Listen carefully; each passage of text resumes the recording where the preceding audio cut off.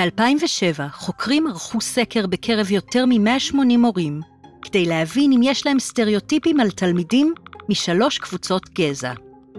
התוצאות שיקפו מספר סטריאוטיפים שליליים, כשתלמידים כהי עור הוגדרו כאגרסיביים ועקשנים, תלמידים לבנים כאנוכים וחומרניים, ותלמידים ממוצא אסיאטי כביישנים וצייתניים. ללא כל קשר להטיות האחרות של המורים, הדעה הכי נפוצה הייתה שתלמידים אסיאטים היו הרבה יותר חרוצים, אינטליגנטים ועדינים מתלמידים אחרים.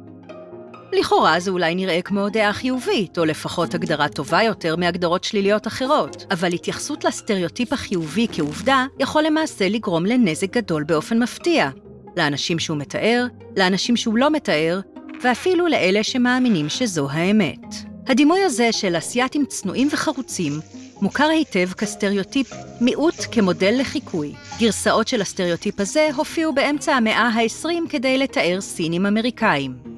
אבל אחרי מלחמת העולם השנייה, השתמשו בסטריאוטיפ הזה כדי לטעון שיפנים אמריקאים התגברו על תנאי המחיה הקשים במחנות המעצר בארצות הברית והשתלבו בהצלחה בחברה האמריקאית. אסירים לשעבר שובחו כצייתנים, שקדנים ובעלי כבוד לסמכות.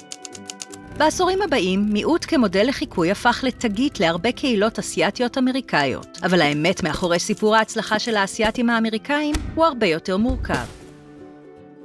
במהלך מלחמת העולם השנייה, הממשל האמריקאי ניסה לשלב בחברה האמריקאית את היפנים האמריקאים שנעצרו. הם עשו זאת דרך שיעורי אנגלית, תרגילים פטריוטיים ושיעורים על דרכי ההתנהגות בחברה הלבנה האמריקאית. כשהאסירים שוחררו, הם הונחו להימנע מחזרה לקהילות ולמנהגים התרבותיים שלהם, ובמקום זאת להשתלב בחברה הלבנה. אבל אחרי עשורים של מדיניות ותעמולה נגד אסיאטים, היה צריך לשכנע אמריקאים לבנים שיפנים אמריקאים כבר לא נחשבו כאיום. הממשל ארגן סיקור תקשורתי כדי לשנות את התפיסה הציבורית של יפנים אמריקאים מחשודים בבגידה לסיפור הצלחה אמריקאי. למעשה, המונח מיעוט כמודל לחיקוי נטבע במאמר מ-1966, אבל המאמר הזה ואחרים כמוהו לא רק תייגו אסיאטים אמריקאים כמיעוט כמודל לחיקוי ממושמע ומכבד, הם גם העבירו ביקורת על מה שנקרא מיעוטים בעייתיים, בעיקר אמריקאים כהי עור. פוליטיקאים שהרגישו מאוימים על ידי תנועת זכויות האזרח השתמשו במונח הזה כדי להטיל ספק בדרישות האמריקאים כהי העור לצדק ושוויון. הם הציגו סיפור דמיוני של הצלחה אסיאטית אמריקאית כדי להציג את הקהילות של האמריקאים כהי העור כנחותות.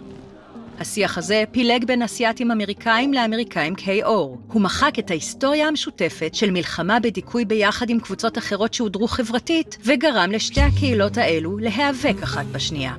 כתוצאה מכך, המיתוס של מיעוט כמודל לחיקוי גם כפה היררכיה גזעית, כשאמריקאים לבנים בראש הסולם וכל השאר מתחתיהם. הרבה אנשים שעדיין מאמינים בסטריאוטיפ של מיעוט כמודל לחיקוי, במודע או שלא במודע, עלולים שלא להסכים עם הרעיון הזה.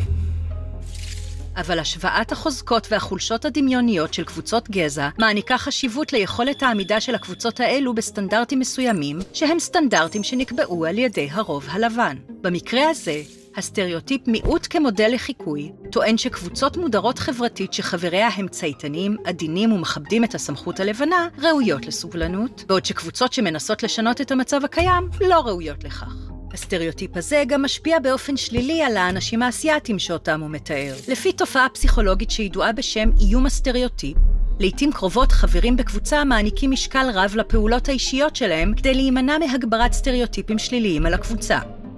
אבל התופעה הזו יכולה להתרחש גם סביב סטריאוטיפים שנראים חיוביים. הלחץ שקשור לעמידה בסטנדרטים גבוהים באופן בלתי אפשרי יכול להוביל לביצועים גרועים. ויש סיכוי נמוך יותר שמורים ישימו לב כשתלמידים אסיאטים מתקשים בלימודים. מחוץ לכיתה, תוכניות חברתיות שפונות לקהילות אסיאטיות הרבה פעמים זוכות להתעלמות או שהן מבוטלות, בגלל שמניחים שהן צריכות פחות תמיכה מקבוצות מיעוטים אחרות. התיאור החיובי שנוצר על ידי הסטריאוטיפים האלה יכול גם להקשות על זיהוי אלימות ואפליה הקשורות לגזע נגד אסיאטים אמריקאים. ומאחר שהסטריאוטיפ הזה מאחד באופן רשלני את כל האסיאטים תחת אותה קטגוריה, הוא משפיע על אנשים עם רקעים שונים והיסטוריה ייחודית של אפליה. בעוד שהסטריאוטיפ מיעוט כמודל לחיקוי יכול להיראות כמועיל לקהילות האסיאטיות, למעשה הוא פועל כמו כל סטריאוטיפ גזעני אחר. הוא מצמצם קבוצה של אנשים לדימוי שטוח אחד. והדימוי היחיד הזה מפריע ליכולת שלנו להבין את ההיסטוריה, המאבקים והניצחונות של האנשים הבודדים בתוך הקבוצה. הכרה והטלת ספק בתוויות האלה חיוניות לחיבור בין קהילות וביטול מוחלט של סטריאוטיפים פוגעניים. המשיכו לחדד את כישורי החשיבה שלכם בעזרת הסרטונים האלה, והירשמו לערוץ שלנו. אף פעם אי אפשר לדעת מתי תזדקקו לכלים להתמודדות עם בעיה מוסרית.